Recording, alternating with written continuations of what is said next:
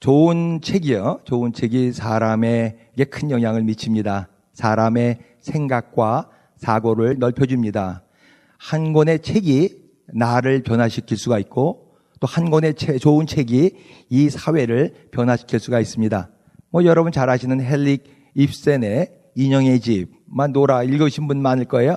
그 한 권의 책이 여권 운동에, 여성 운동에 얼마나 큰 힘을 보탰는지 모르죠. 이영희 씨가 쓴 전환시대의 논리는 1980년대 한국 민주화 운동하는 데 대학생들에게 큰 도움이 됐었던 책입니다. 여러분들에게 큰 영향을 끼친 책이 있습니까? 어떤 책이 있었습니까? 마틴 루터 킹이 아니라 마틴 루터는 캐톨릭의 수도사였습니다.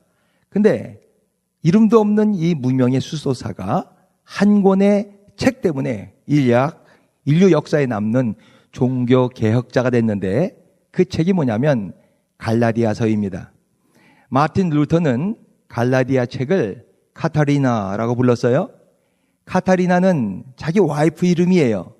그래서 갈라디아가 아니라 카타리나라고 부르는데 사람들이 당신은 왜 카타리나라고 부릅니까? 그랬더니 나는 갈라디아서와 결혼했습니다. 갈라디아서는 나의 아내입니다. 라고 그렇게 얘기를 했어요. 어떤 책이길래 그런가요? 6장밖에 되지 않는 아주 짧은 책인데 어떤 책인지 오늘 간단하게 한번 본문 몇 개만 좀 살펴보겠습니다. 3장 1절이요. 1절 말씀 시작. 어리석도다 갈라디아 사람들아, 예수 그리스도께서 십자가에 못 박히신 것이 너희 눈앞에 밝히 보이거늘 누가 너희를 꾀더냐 그랬어요. 지금 꾸중으로 시작을 해요. 사도 바울이 이런 사람 아니잖아요. 아주 젠틀맨 아니에요. 점잖은 사람인데 꾸중이에요. 아주 격한 감정이 지금 여기 들어가 있습니다. 무례하지요. 편지에다가 이렇게 어리석도다, 어리석은 사람아 라고 쓴다는 건 아주 참 무례한 얘기예요. 보통 사도 바울이 문장을 전환할 때 쓰는 방식은 사랑하는 형제들아 이렇게 하면서 문장을 전환하는데 여기는 지금 보니까 어리석도다라는 말로다가 문장 전환을 하고 있어요. 왜 꾸중을 하는가요? 누가 꼬시고 있기 때문에 그래요. 꼬임에 넘어갔기 때문에 그래요. 크리스찬들은 십자가를 꼭 붙들고 살아야 되는 사람인데 십자가 붙은 손을 지금 놓쳐버렸어요.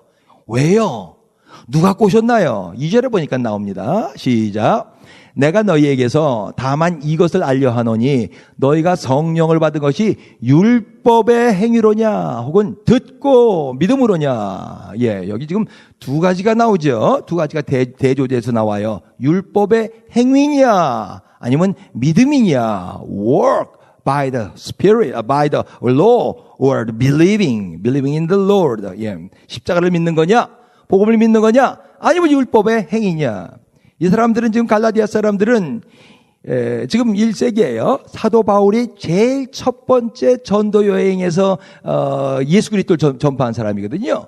그리고 여기서 복음을 믿고 교회가 됐거든요. 여기에는 유대인들도 있었었고 또 이방인들도 있었어요. 그래서 다 예수 믿고 지금 신앙생활을 하고 있었었는데요. 저쪽 예루살렘에서부터 온 율법이요. 리걸리스트라고 그래요. 리걸리스트. 이 율법을 믿는 사람들이 이 신앙을 막 흔들어 놓는 거예요. 율법주의자들이요. 그 사도 바울이 떠난 다음에 이 율법자들이 와서 뭐라 그러냐면 복음 신앙만으로 되는 게 아니야 라고 얘기하는 거야. 그래요. 예수 믿고 구원받는 거야. 플러스 알파가 더 필요해 라고 지금 얘기하는 거예요. 율법주의자들이요. 뭐냐면 모세 율법도 지켜야 돼. 왜냐면 이것도 하나님의 말씀이기 때문에 너희들 할례를 받아야 돼. 이건 하나님의 명령이야. 그건 아브라함서부터 내려온 전통이라고. 하나님을 믿는 사람이라면 할례를 받아야 해. 이방인들이요 지금요. 이방인 크리스천들이 지금 혼란이 일어나는 거예요. 사도 바울이 그러는데 예수만 믿으면 된다 그랬는데 예수만 믿으면 저 사람들은 와서 우리 보고 할례를 받아야 된다 그러는데 이거는 먹어도 되고 이거는 먹지 말아야 되는데 이거는 마셔도 되고 이것은 마시면 안 된다 이렇게 자꾸 얘기하는데 이거를 지금 해야 되는가 말아야 되는가 말이죠. 행위요. 우리가 지금 여기서 두 가지 삶의 양식이 있는 것을 봅니다. 그죠? two lifestyle이 있어요. 하나는 뭐예요? 율법 양식의 삶이 있어요. 율법을 지키는 거예요. 법의 집중하는 삶이에요. 주로 똑똑한 사람들이 이 율법 양식의 삶을 삽니다. 법대요. 법대는 고등학교 때 공부 제일 잘하는 애들이 가죠. 그죠? 예, 로스쿨을 가는 건요. 이 사람들은 주로 자신의 이성에 의존해서 사는 사람들이에요. 이 사람들은요, 따지고 판단하고 계산하는데 밝은 사람들이에요. 이거 필요하죠. 예, 필요한데 지금 사도 바울이 지금 얘기하는 건 뭐냐면 여기에 한계가 있다는 거예요. 24절, 25절에서 뭐라고 얘기하냐면 이 율법으로 사는 사람들은 초등교사다. 이 율법이라는 것은 가디언에 불과하다. 어릴 때에는 율법이 필요해. 어릴 사람들한테는 가디언이 필요해. 근데 성인 돼서도 가디언이 있다면 이거는 우스운 얘기지요. 율법의 역할이 바로 이 어렸을 때 필요하다는 거예요. 계속 만약에 율법에만 의지해서 산다면 어른이 됐는데도 율법만 따진다면 법에 매이게 돼요. 그리고 더 이상 발전이 없어요. 법 테두리, 자기가 아는 법 테두리 외에 다른 세계는 체험할 수가 없어요. 자기가 계산하고 생각하는 그 세상 외의 세상은 바라볼 수가 없다는 것이죠. 요한복음 6장에 보면요, 재밌는 얘기가 나오잖아요. 예수님이요, 많은 사람들 앞에서 남자만 5,000명이 넘는다 그랬어요. 설교를 하셨어요. 오랫동안 설교를 했는데 사람들이 배가 고팠어요. 그래서 빌립에게 물었어요. 이 사람들은 어떻게 밥을 먹여줬으면 좋겠냐? 어디서 빵을 구해줬으면 좋겠냐? 빌립이 딱 보니까 빌립은 아주 스마트한 사람이거든요. 계산이 나왔어요. 그냥 컴퓨터로 탁탁 계산한 것처럼 지금 한 200데나리온의 떡이 지금으로 말하면 한 25,000불 정도는 필요할 것 같아요. 그러면은 조금씩 줘서 좀 먹을 수 있을 것 같아요. 라고 얘기하는 거예요. 근데 그 돈이 어디 있어요, 우리에게? 라고 얘기하는 것이죠. 빌립은 아주 똑똑해요. 계산을 아주 잘했어요. 근데 자기가 계산한 그 세계 외에는 볼 수가 없었어요. 결론은 뭐예요? 머리는 똑똑하고 계산은 잘하는데 conclusion, impossible, 불가능해. 이 사람들 먹이는 거는.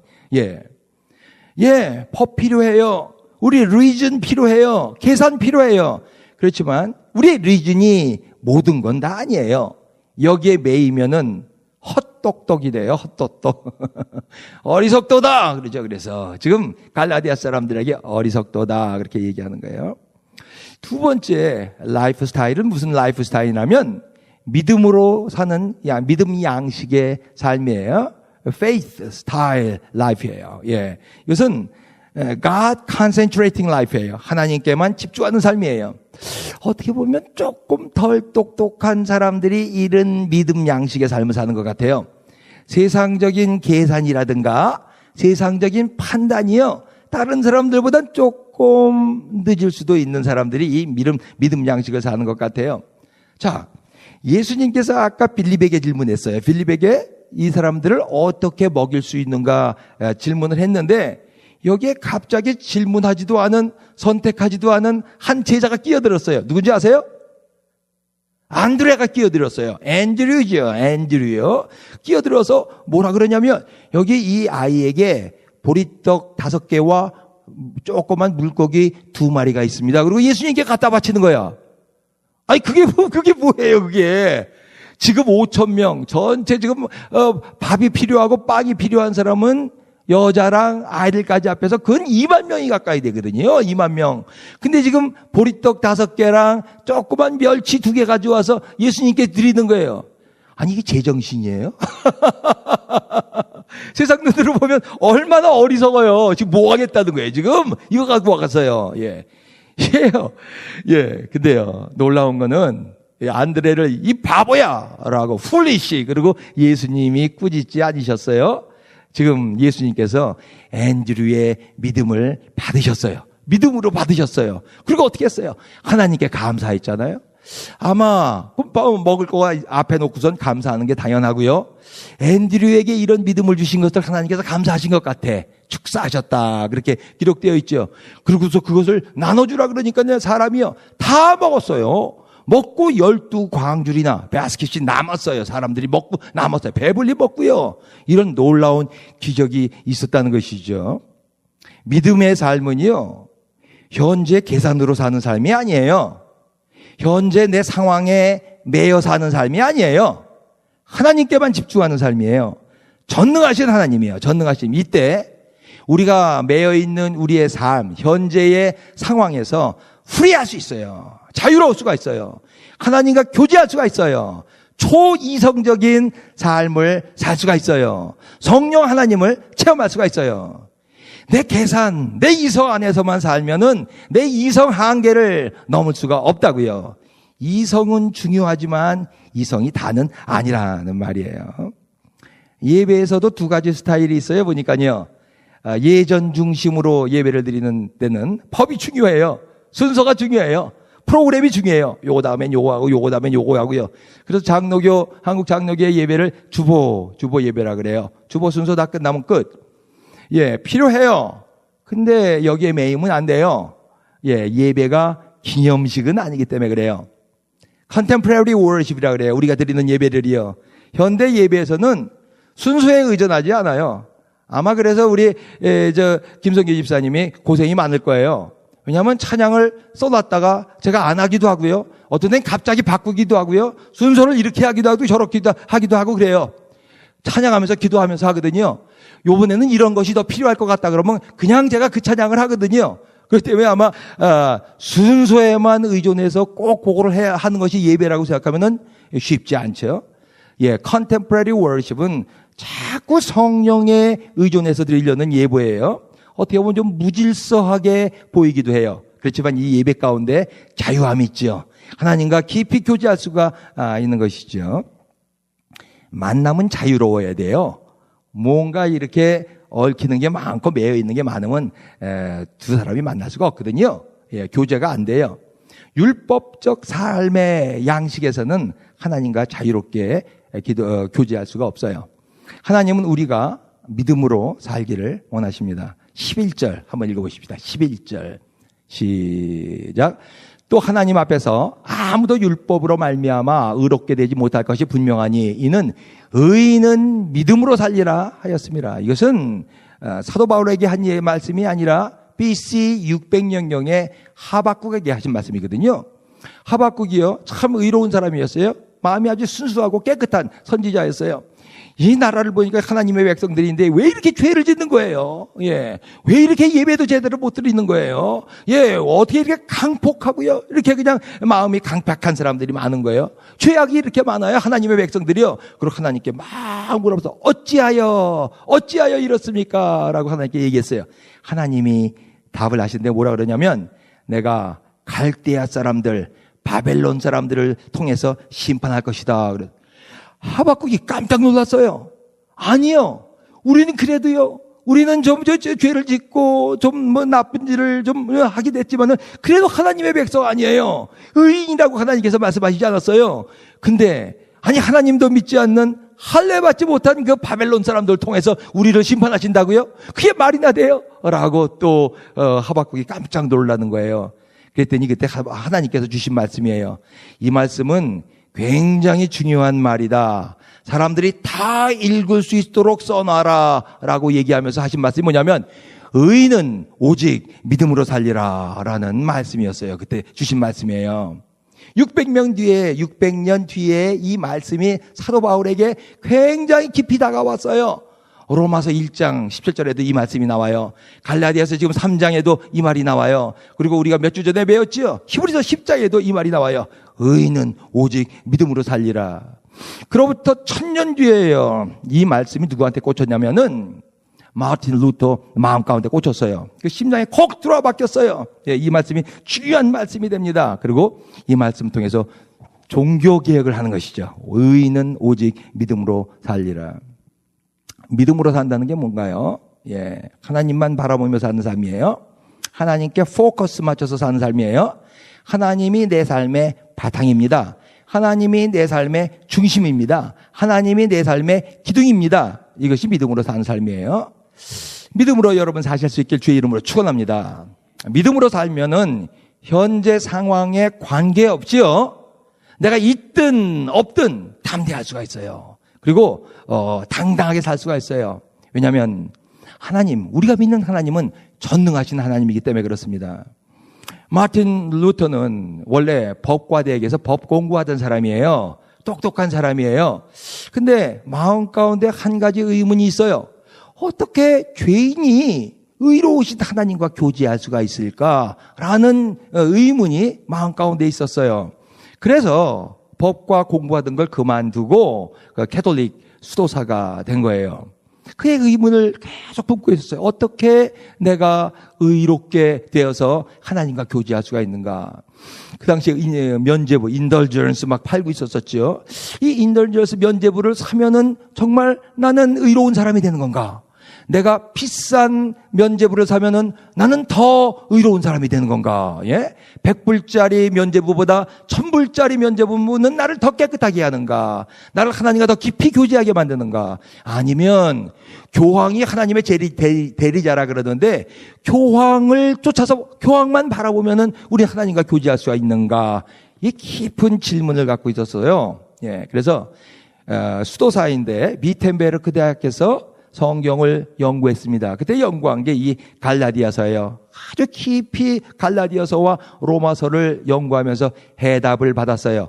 의인은 오직 믿음으로 사는 거다. 믿음으로 살아야 하나님과 교제할 수가 있는 것이다. 예, 이 말씀을 믿고서 그 다음에 종교개혁을 하기 시작하는 거예요. 오직 믿음으로, 솔라피데, 라틴어를 썼어요. 솔라피데, 오직 믿음으로. 이것이 마틴 루터의 아주 중요한 그 좌우명이에요. 오직 믿음으로, 솔라피데. 다 같이 한번 해보십시다. 오직 믿음으로, 솔라피데. 예, 뭐 라틴어 몰라도 괜찮아요. 솔라가 솔로겠죠, 뭐 그죠? 뭐 라틴어 몰라도 솔로, 오직 피데 믿음이에요. 교황, 그 당시 교황 레오 10세가 가만히 놔두지 않죠. 엑스커뮤니케이션 시켰어요. 교회에서 출교시켰어요. 이 말은 뭐냐면 누구든지 마틴 루터를 죽여도 죄가 되지 않는 거예요. 출교에 그게 화형 선고장을 보냈어요. 화형 시키겠다고요. 얼마나 두렵겠어요. 불이 막 그냥 타는데 거기에 묶여서 죽어야 되니까요. 마틴 루터요, 전혀 두려워하지 않았어요. 사람들을 모아놓고요, 교황 레오 10세가 보내온 그 화형 선고장을 불에다가 던져버렸어요. 두렵지 않아요. 왜요? 성경 말씀에 대한 믿음이 확실했기 때문에 그래요. 의인은 교황 말 듣고 사는 것이 아니라 하나님을 믿고 사는 것이다라는 확신. 의인은 오직 믿음으로 말미 살리라. 정말 믿음으로 산다면 우리가요, 이 세상 아무것도 두려울 게 없습니다. 지금 내 앞에 큰 골리앗이에요.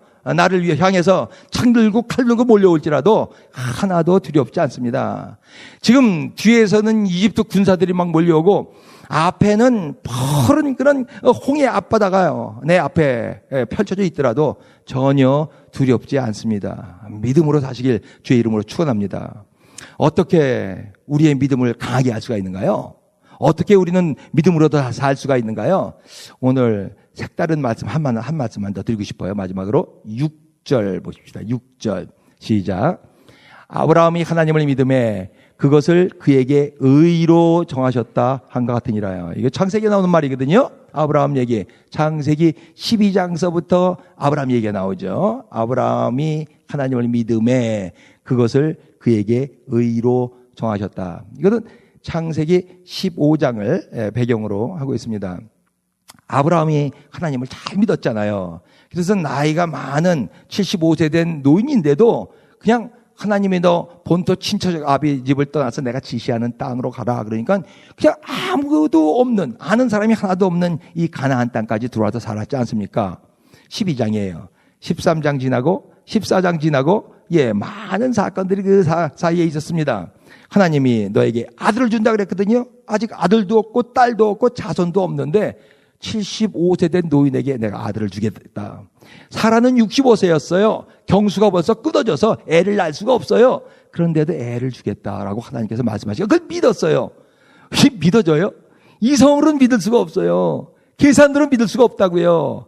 그냥 좀 어떻게 보면 좀 멍청해야 믿을 수가 있는 것 같아. 멍청해야. 똑똑한 사람들 못 믿어요, 보니까요. 근데 그 똑똑한 게 나중에 헛똑똑이 되는 것이죠. 헛똑똑이요. 근데요, 그렇게 믿음으로다가 지금 가나안 땅이 들어와서 몇 년이 흘렀는데 지금 뭐 애는 없는 거예요. 그래서 지금 15장, 창세기 15장쯤 되면요. 지금 아브라함은 자기가 맨 처음에 가지고 있던 믿음을 다 까먹었어요. 홀로 다 까먹었어요. 창세기 15장 1절에 의해서 하나님이 나타나서 말씀하시는 거예요. 나타나니까 뭐라 그러냐면 내 상속자요? 나에게 상속자를 주신다고요? 아들을 주신다고요? 아니 내 종 지금 엘리에살이나 지금 내 상속자가 되게 해주세요. 건드리지 마세요. 예. 하나님한테 지금 원망이 가득 차 있어요. 하나님에 대한 섭섭함이요. 예? 내가 하나님 믿고 순종하고 지금 여기까지 쫓아왔는데 나한테 지금 해줄 게 뭐가 있어요? 이러는 거죠 지금요. 예. 그때 하나님이 하시는 거예요. 하나님의 말씀, 하나님이 하시는 행동들은 항상 주의 깊게 봐야 돼요. 자, 창세기 15장 5절, 6절은 우리가 읽어보십시다. 같죠? 시작. 그를 이끌고, 하나님이에요. 하나님이라는 주어를 입시다. 시작. 하나님이 그를 이끌고 밖으로 나가 이르시되 하늘을 우러러 무뼈를 셀 수 있나 보라. 또 그에게 이르시되 내 자손이 이와 같으리라. 아브라함이 여호와를 믿으니 여호와께서 이를 그의 의로 여기시고 He took him outside and said, Look up at the sky and see the stars. Look up. 예, 지금 하나님께서는 뭘 하고 있어요? 예, 지금 나가서 별 보라는 거예요. 그래서 네 자손이 저렇게 많아질 것이다라고 하나님께서 그러니까 지금 아브라함이 또 믿기 시작했어요. 믿음을 회복했어요. 자기 계산을 버렸어요. 예. 자기가 생각했던 모든 잘못된 생각들을 다 버렸어요. 그리고 하나님을 믿기로 다시 결심하는데 이것이 하나님의 의로 여기셨다 그랬어요. 자, 여기서 하나 우리가 보는 거예요. 어떻게 우리가 떨어진 믿음을 회복할 수가 있는가? 어떻게 우리의 믿음을 더 강화시킬 수가 있는가? 하나님이 지금 주신 방법은 뭐예요? 보라. 보라. 시각교육을 지금 시키고 있어요. 이제까지는 하나님께서 말씀만 주셨거든요. 이거 이럴 것이다. 이럴 것이다. 약속의 말씀 귀하죠? 근데요, 이제 보라라고 그래요. 듣는 것이 보는 것보다 강하거든요. 그래서 한국에서는 백문이 불여일견이라 그렇게 얘기해요. 100번 들어봤자 한 번 보는 것만 못하다.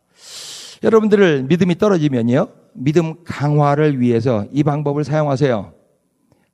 여러분들의 미래의 모습을요, 자꾸 그리세요. 자꾸 내 미래가 어떻게 될 것인가, 우리 교회의 미래가 어떻게 될 것인가. 예. 믿음 강화하기 위해서 미래의 모습을 또렷하게 그릴 수 있는 건 아주 중요한 방법입니다. 하나님이 지금 그렇게 말씀하신 거예요.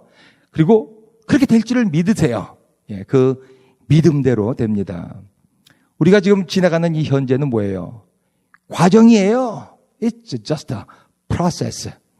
예, 내가 지금 물질 문제가 있는 것도 과정이고, 내가 지금 질병이 있는 것도 과정이고요. 자녀에게 어떤 문제가 있는 것도 과정이에요. 미래는요, 여러분이 믿는 대로 되는 거예요. 여러분이 믿고 그 그리는 모습대로 되는 것입니다. 마태복음 8장에 보니까 백부장이요, 로마 사람이죠. 백부장이 나와서 예수님 앞에 무릎 ቁ고 빕니다. 내 종이 지금 아프거든요. 죽어가고 있는데 좀 살려주세요. 그러니까 예수님이 내가 가서 고쳐주리라 라고 말해요. 그러니까 백부장이 놀라운 말을 합니다. 아니요. 내 집에 오는 걸 내가 감당하지 못하겠습니다. 그냥 내 집에 오지 마시고 그냥 한 말씀만 하시옵소서. Just say one word. 나도 지금 장교거든요. 내 밑에 수하 사람들이 있어요. 그냥 말만 하면 가요. 이리 가라 그럼 가거든요. 저리 가라 그럼 저리 가거든요. 주님이 한 말씀만 해도 내 종이 낫겠습니다. 그때 예수님이 깜짝 놀랐다 그랬어요. 그리고 많은 사람들한테 내가 이스라엘에서 이만한 믿음을 보지 못하였다 그래요. 예. 지금 이 백부장에게는 말씀만 해도 나을 거라는 그런 그림이 지금 그려져 있는 것이죠. 그리고 예수님이 말씀하세요. 마지막으로 내 믿음대로 되리라 그랬어요. 네, 다시 한번 해볼까요? 시작. 내 믿음대로 되리라. 다시 한번요. 시작. 내 믿음대로 되리라. 예, 계산이 아니라요, 내 생각이 아니라 믿음대로 되는 거예요. 현재는 과정이에요. 우리 자녀들에게요, 문제가 있죠. 왜 아니면 아직 어리니까 그래요. 아직 과정이기 때문에 실수도 많고 여러 가지 문제가 있는 건 당연한 거예요. 우리도 완전하지 않은데 우리 애들 보고 완전하라고 자꾸 요구하면 그 말이 안 되는 거죠. 근데 우리는 그렇게 하고 있죠. 그죠? 자주 우리 애들이 완전하게 될 것만. 예, 완전하지 않아요. 그렇지만 우리 애들에 대한 미래를 자꾸 그리라고요. 그대로 됩니다. 윌마라는 흑인 소녀가 있었었는데 난 지 얼마 안 돼가지고서 소아마비에 걸렸었거든요. 그래서 잘 걷지 못하고 잘 뛰지도 못하고 친구들이랑 잘 어울리지도 못하는데 이 윌마 부모님들은 아주 굉장히 테네시주에 있는데 믿음이 좋은 사람들이었어요. 이 윌마를 위해서 학교에서 돌아오면 그 다리를 주물리면서 매일 기도를 합니다. 하나님, 우리 윌마가 다른 애들과 똑같이 달릴 것을 믿습니다. 똑같이 움직일 수 있을 것을 믿습니다. 그러면서 마사지하면서 윌마를 위해서 기도합니다. 고등학교 때부터 달리기 시작해요. 그러더니 고등학교 후반전쯤 되니까 테네시주에서 제일 잘 달리는 사람이 됐죠. 나중에 올림픽 가서 금메달을 몇 개 받았어요. 2개인가 3개인가 받았죠. 윌마 도르피어, 흑인 여자예요. 아직도 살아 있습니다. 현재는 과정이에요. 미래는 믿는 대로 되는 거예요. 못 믿으면요 불안해요. 두려워요. 믿으면요 신나요. 자꾸 그리세요. 그 아름답고 신나는 미래의 모습을요. 포도나무 교회요. 현재는 과정이에요. 지금 하나님은 우리 포도나무 교회를 최고의 길로, 최고의 곳으로 인도하고 계시는 중입니다. 믿습니까? 그려보세요. 그 모습을요. 전 자주 그려요.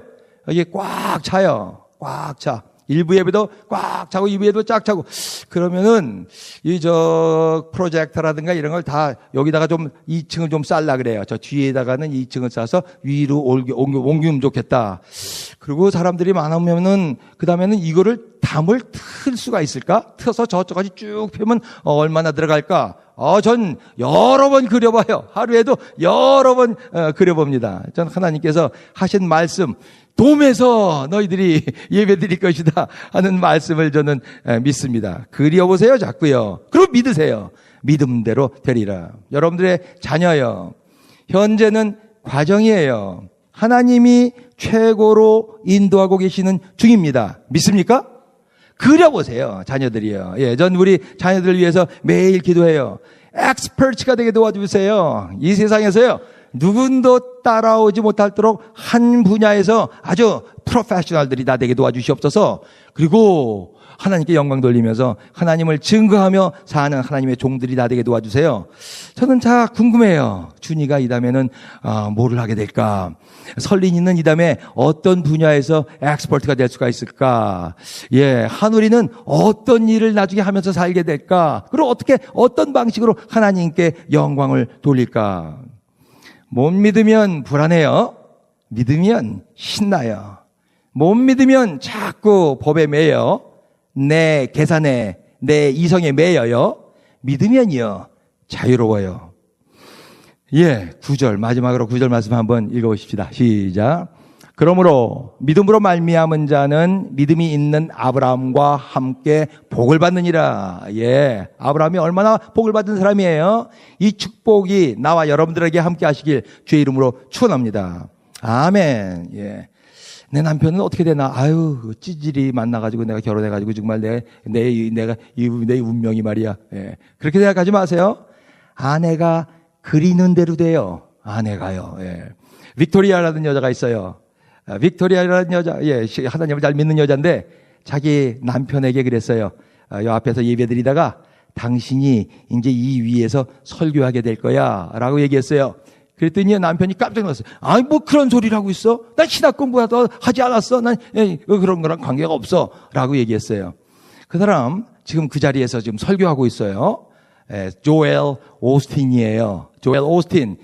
미국에서 제일 많은 사람들이 2만 명 넘는 사람 앞에서 매주 설교하고 있어요. 신학교요? 아직도 졸업하지 않았어요. 나온 적도 없어요. 들어가 본 적도 없고요. 그런데도 사람들이 이렇게 좋아해요.